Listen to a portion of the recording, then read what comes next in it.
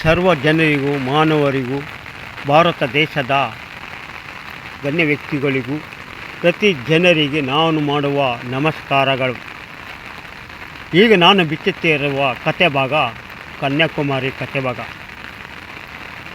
ಈ ಕತೆ ಭಾಗ ಹೇಗೆ ಗೊತ್ತು, ನಿಮಗೆ ಹೇಗೆ ಗೊತ್ತಿತ್ತು ಅನ್ನುವ ಕೆಲವೊಂದು ಕಾರಣವೂ ಇದೆ. ನಮಗೆ ಈ ತಂದೆಯವರು ನಮಗೆ ಈ ಕತೆ ಭಾಗ ಬಿಚ್ಚಿಟ್ಟಿದ್ದು. ಈ ಕತೆ ಭಾಗದಲ್ಲಿ ನಮ್ಮ ಮನತಾಣದಲ್ಲಿ ನಮ್ಮ ಸಾವು ಮುಂದೆ ಗೊತ್ತಾಗುವ ಮೊದಲು ಈ ಕತೆ ಭಾಗ ಕನ್ಯಾಕುಮಾರಿ ಕತೆ ಭಾಗ ಬಿಚ್ಚಿರ್ತೇವೆ. ಈ ಕತೆ ಭಾಗದಲ್ಲಿ ತಾಯಿ ಸರ್ವತಾಯಿನ ಭೂಮಂಡಲ ಕತೆ ಭಾಗ ಅಡಗಿದೆ. ಭೂಮಿಯ ಸರ್ವನಾಶನೂ ಇದರಲ್ಲೇ ಅಡಗಿದೆ.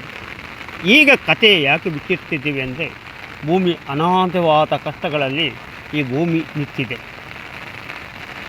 ಇದನ್ನು ತಪ್ಪಿಸ್ಬೇಕಂತೇಳಿ ಇಲ್ಲಿ ರಾಮನ ಆರಾಧನೆ ಮಾಡಿ ಕಾಶಿ ಯಾತ್ರೆ ಮಾಡಬೇಕಂತ ಯೋಚನೆ ಮಾಡಿದೆ. ಜನರ ಕಷ್ಟಗಳನ್ನು ತಪ್ಪಿಸ್ಬೇಕಂತ ಇದು ಅಕಸ್ಮಾತ್ತಾಗಿ ನಮ್ಮಿಂದ ಈ ಜಾಗದಲ್ಲಿ ಹೋಯಿತು.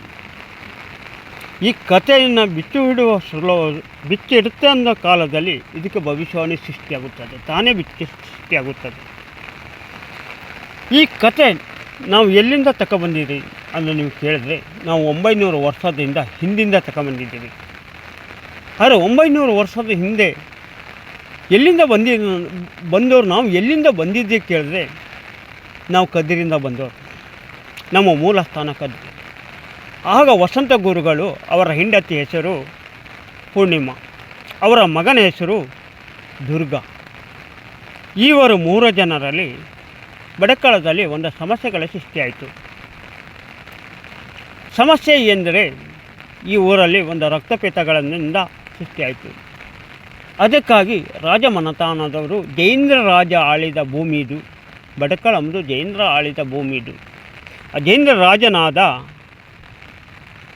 ಇವರನ್ನು ಕರೆಯೋಕ್ಕಾಗಿ ಕದ್ರಿಗೆ ತನಕ ಕುದುರೆ ಮೇಲೆ ಕರೆದುಕೊಂಡು ಕರ್ಕೊಂಡು ಬರ್ತಾನೆ. ಇವರು ನದಿ ತೀರದಲ್ಲಿ ನಿಲ್ಲುತ್ತಾನೆ. ಇವರ ಮಗನಿಗೆ ವಿಷಯದಲ್ಲಿ ಕೇಳುವುದಾದರೆ, ಇವರಿಗೆ ತುಂಬ ವರ್ಷದಿಂದ ಮಕ್ಕಳಿಲ್ಲಾಗಿತ್ತು. ದುರ್ಗಾದೇವಿಯ ವರಪುತ್ರನಾದ ಹೆಸರು, ತನ್ನ ಹೆಸರು ತಲೆ ತನಕಿಂದ ಬುಡದಿಂದ ತಲೆ ತನಕ ಹೋಗಬೇಕು ಅಂತ ಹೆಸರು ಇಟ್ಟಿತ್ತು.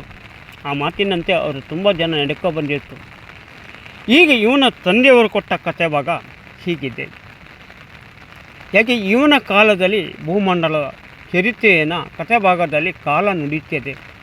ಈ ಕತೆಗೆ ಕನ್ಯಾಕುಮಾರಿ ತನಕ ತಲುಪಿಸಬೇಕಾದ ನನ್ನ ಕರ್ತವ್ಯ, ನನ್ನ ಅಪ್ಪ ತಂದೆಯವರು ಹೇಳಿದ ಮಾತು ನಾನು ನಡೆಸಬೇಕಾದ ನನ್ನ ಕರ್ತವ್ಯ.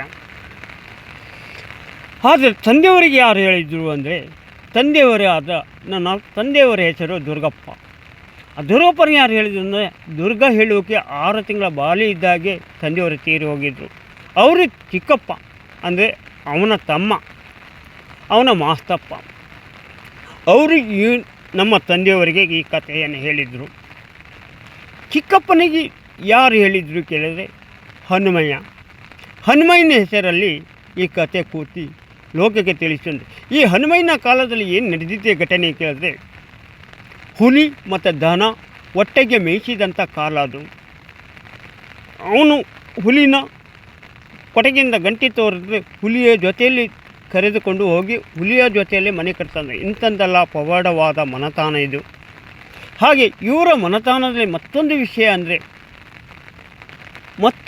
ಅಂದರೆ ಇವರು ಮಾದೇವ ನಾಯಕನ ಹೆಸರಲ್ಲಿ ಅವನಿಂದ ಏನೂ ನಡೆಯಲಿಲ್ಲ, ಕತೆ ಭಾಗ ಮಾತ್ರ ಉಳಿದಿತ್ತು. ಹಾಗೆ ಅಲ್ಲಿಂದ ದುರ್ಗಪ್ಪ ಎಂಬ ಹೆಸರು ಉಳಿತು. ಅಲ್ಲಿಂದ ದುರ್ಗ ಅವನ ಹೆಸರು 900 ವರ್ಷದಿಂದ ಬಂದಿದ್ದಂಥ ಹೆಸರು ಇದು. ಈ ಕತೆ ಭಾಗದಲ್ಲಿ 500 ವರ್ಷದ ಹಿಂದೆ ಒಬ್ಬ ದುರ್ಗ ಎಂಬ ವ್ಯಕ್ತಿ ಹುಟ್ಟಿದ. ಅವನು ಹಾಗೆ 3 ಬಾಗಿಲ ಜಟಗೇಶ್ವರ ಸನ್ನಿಧಾನದಲ್ಲಿ ಜಪಕ್ಕೆ ಕೂಳ್ತಿದ್ದ. ಜಪಕ್ಕೆ ಕೂತಾಗ ಅವನು ಹಾಗಲ್ಲ, ಯಾವುದೇ ವ್ಯಕ್ತಿ ಸಿಕ್ಕಿದ್ರೂ ಅವ ಸಾವಿನ ಗುಟ್ಟನ್ನು ತಿಳಿಸಿಕೊಡ್ತಿದ್ದ. ಮನುಷ್ಯನಿಗೆ ಸಾವು ಯಾವಾಗ ಬರ್ತದೆ, ಯಾವ ಗಳಿಗೆ ಬರ್ತದೆ, ಎಷ್ಟು ದಿವಸಕ್ಕೆ ಬರ್ತದೆ, ಹೀಗೆಲ್ಲ ಹೇಳಿಕೊಡ್ತಿದ್ದ. ಒಂದೇ ದಿವಸ ಕಣ್ಣು ಮುಚ್ಚಿದರೆ ಈ ವ್ಯಕ್ತಿ 3 ಬಾಗಿಲ ಜಟಗನ ಮನೆಯಲ್ಲಿ ಕಣ್ಣು ಮುಚ್ಚಿದ್ದರೆ 3-4 ದಿನ ಊಟ ಉಪವಾಸವನ್ನು ಮಾಡಿದಂಥ ಮನತಾಣ. ಇವನ ಪೀಠ ಎಲ್ಲಿತ್ತು ಅಂದರೆ ಈಗ ಮೇನಮನಿ ಕಲ್ಲುಚೌತಿಯ ರುಂಡಮಾನದಲ್ಲಿ ಬುಡದಲ್ಲಿರುವುದೇ ಅವನ ಪೀಠ. ಅವನ ಪೀಠದಲ್ಲಿ ಕಲ್ಲುಚೌತಿ ಮಾಡಿ ಕಲ್ಲುಚೌತಿ ಮೇಲೆ ಒಂದು ನಾರಾಯಣ ಸ್ವಾಮಿಯ ಮೂರ್ತಿ ವಿಗ್ರಹವನ್ನು ಮಾಡಿದ್ರು, ಈಗ ಕಳೆದಿದ್ದಾರೆ. ಆ ಸನ್ನಿಧಾನದಲ್ಲಿ ಇವತ್ತು ಈ ಮನತಾನದವರು ನಾರಾಯಣನ ಭಕ್ತರಾದರೆ ನಾರಾಯಣನ ಆರಾಧನೆ ಮಾಡಿದ್ರೆ ಇವರ ಸಮಸ್ಯೆ ಕಷ್ಟಗಳನ್ನು ದೂರ ಆಗ್ತದೆ.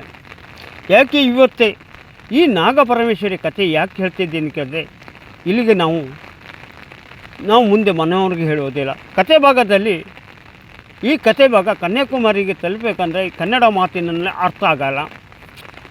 ಯಾರೇ ಚಾನಲ್ ಅವರಲ್ಲಿ ಯಾವುದೇ ವಿಡಿಯೋ ಅಲ್ಲಿ ಇದನ್ನು ನೋಡಿದವರು ನೀವು ವಿಡಿಯೋ ಮಾಡಿ ಡಬಲ್ ಮಾಡ್ಬೋದು, ಏನೇ ಮಾಡ್ಬೋದು ಮಾಡಿ ಕನ್ಯಾಕುಮಾರಿಗೆ ತಲುಪಿಸಬೇಕು. ಮುಂದಿನ ವಾರ ಈ ವಿಡಿಯೋ ಬಿಟ್ಟಾದ ನಂತರ ಮುಂದಿನ ವಾರ ನಾಗಪರಮೇಶ್ವರಿ ಕಥೆ ಭಾಗ ಹಾಕ್ತೇವೆ.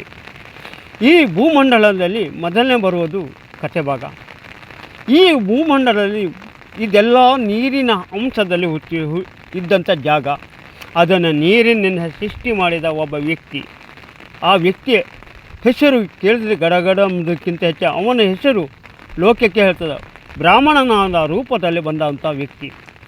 ಇವನ ಕಥೆ ಭಾಗದಲ್ಲಿ ಬರುವಂಥ ದೇವಲೋಕದಿಂದ ಕಥೆ ಭಾಗ ಶುರು ಆಗ್ತದೆ. ದೇವಲೋಕದಿಂದ ಕಥೆ ಭಾಗ ಶುರು ಆದ ನಾಗಲೋಕದಿಂದ ಶುರು ಆಗ್ತದೆ.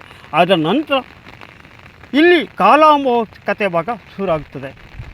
ಇದನ್ನು ಕೇಳಬೇಕು, ಆಸೆ ಇರಬೇಕು. ಇದು ಯಾವುದೇ ಫಿಲಿಮ್ ಬೇಕಾದ್ರೂ ಮಾಡ್ಬೋದು, ಯಾವುದೇ ಕಥೆ ಭಾಗ ಬರಬಹುದು, ಯಾವುದೇ ಧಾರಾವಾಹಿ ಮಾಡ್ಬೋದು, ನಮ್ಮ ಅಭ್ಯಂತರ ಏನೂ ಇಲ್ಲ. ಇವತ್ತು ನಾವು ಇಡುವಂಥದ್ದು, ಇವತ್ತು ನಾನು ಒಂದು ವಿಷಯ, ಈ ಗುಡ್ಡಿ ಕಲ್ಲು ಮೇಲೆ ಕೂತು ನಾನು ಇವತ್ತೊಂದು ಭವಿಷ್ಯ ನುಡಿತೀನಿ. ಡಿ ಸಿ ಶಿವಕುಮಾರ ಮುಖ್ಯಮಂತ್ರಿ ಆಗ್ತಾನೆ, ಅದು ತಡುವ ಶಕ್ತಿ ಯಾರಿಗೂ ಇಲ್ಲ. ಒಂದು ವೇಳೆ ಮುಖ್ಯಮಂತ್ರಿ ಆಗದೇ ಇಲ್ಲಾದ್ರೆ ನನ್ನ ಹತ್ರ ಬಂದು ಕೇಳಬಹುದು. ಇದು ಯಾತಕ್ಕಾಗಿ ಮಾಡ್ತಿದ್ದಂದರೆ, ನಮಗೆ ಒಂದು ಸವಾಲು ಬಿದ್ದಿದೆ. ಇಲ್ಲಿ 2 ಜನರಿಂದ ಸವಾಲು ಬಿದ್ದಿದೆ. ನಾನು ಹೇಳಿದ ಮಾತು ಎಷ್ಟು ನಿಜವಾದರೂ ಇದು ಒಂದು ಸವಾಲು ನನ್ನ ಎದುರು ಮುಂದಿದೆ. ಆ ಸವಾಲಿಗೆ ಎದುರಾಗಿ ನಾನು ನಿಲ್ಲೋದಿಲ್ಲ ಅಂತಲ್ಲ. ಇಲ್ಲಿ ಏನಿಲ್ಲ ಅಂತ ಕೇಳೋದು ಬೇಡ. ಇಲ್ಲಿ ತುಂಬ ವಿಷಯ ಇದೆ. ಇಲ್ಲಿ ಈ ಜಾಗದಲ್ಲಿಕ್ಕಿಂತ ಹೆಚ್ಚು 1 ಕಿಲೋಮೀಟ್ರ್ ಆಚೆಗೆ ಮುರಳಿ ಶಿವನ ಸನ್ನಿಧಾನ ಇದೆ. ಆ ವಿಡಿಯೋನು ನಿಮಗೆ ಹಾಕ್ತೀನಿ. ಇಲ್ಲಿ ಕಲಿಯುಗದಲ್ಲಿ ಸತ್ಯ ಅನ್ನೋದು ಬಂದರೆ ಉಗ್ರ ನರಸಿಂಹ ಸನ್ನಿಧಾನದಲ್ಲಿ ಅಂದರೆ ಮರಣ ಬಳಿಯಲ್ಲಿ ಕಂತು ಹೋದ ಸೇರು ರಣಭೂಮಿಗೆ ಬಂದು ನಿಲ್ಲುತ್ತದೆ. ಇದು ಇವನ ಕತೆ. ಇಲ್ಲಿ ಯಾರೋ ಹೇಳಿದ್ರು ಅಂತ ಹೇಳಲ್ಲ. ಇವನ ಅಪ್ಪನಿಗೇನು ಗೊತ್ತು ಕೇಳಿದೆ. ಅಪ್ಪನಿಗೆ ಅವನಪ್ಪ ಊರು ಕದ್ದ ಅಂಥೇಳಿ ನಾವು ನಮ್ಮಪ್ಪ ಊರು ಕಳೀಲಿಲ್ಲ. ಅವನಪ್ಪ ದೇವರ ಗಂಟೆ ಕದ್ದ ಅಂತ ಹೇಳ್ಕೊಂಡು ನಮ್ಮಪ್ಪ ಕಳೀಲಿಲ್ಲ ಇಲ್ಲಿ. ಇದಕ್ಕಾಗಿ ಕನ್ಯಾಕುಮಾರಿ ಕತೆ ಇವತ್ತೇ ಸ್ವಲ್ಪ ಬಿಚ್ಚಿಡ್ತೇವೆ. ಈ ವಿಡಿಯೋ ಇಲ್ಲಿಗೆ ಮಾಡ್ತಿದ್ದೇವೆ. 6 ನಿಮಿಷ 8 ನಿಮಿಷ 10 ಸೆಕೆಂಡ್ ಆಗಿದೆ.